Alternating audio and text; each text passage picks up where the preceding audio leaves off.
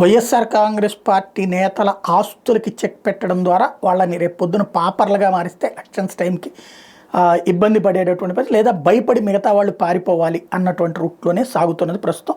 అందులో భాగంగా అన్నమయ్య జిల్లా రాజంపేట వైకాపా ఎమ్మెల్యే ఆకేపాటి అమర్నాథ్ రెడ్డి ఆక్రమణల మీద అధికారులు కొళ్ళ ఆరోపిస్తున్నారు. రాజంపేట మండలం ఆకేపాడు మదనపల్లె రెవెన్యూ గ్రామాల్లో ప్రభుత్వ భూములు నిర్మించుకున్న ఎస్టేట్ను స్వాధీనం చేసుకుని దిశగా అడుగులు వేస్తున్నారు. ఆకేపాటి ఆక్రమించుకున్న ప్రభుత్వ భూములు స్వాధీనం చేసుకుంటూ వెబ్లాండ్ నుంచి తొలగించేశారు. వైకాపా ప్రభుత్వ హయాంలో ఉమ్మడి కడప జిల్లా జడ్పీ చైర్మన్గా ఎన్నికైన ఆకేపాటి ఆ పదవిని అడ్డం పెట్టుకుని విలాసవంతమైన సామ్రాజ్యాన్ని నిర్మించుకున్నారు. ప్రభుత్వ నిధులతో రహదారులు, గుర్రపుశాల తదితర నిర్మాణాలు చేపట్టారు. ఆ భూముల్లోనే కుటుంబం పేరు ప్రైవేట్ పాఠశాల నిర్మించుకున్నారు. రెవెన్యూ యంత్రాంగాన్ని గుప్పెట్లో ఉంచుకుని ఆక్రమిత ప్రభుత్వ భూములను ఇష్టారాజ్యంగా సెటిల్మెంట్ రిజిస్ట్రేషన్ చేయించుకున్నారు.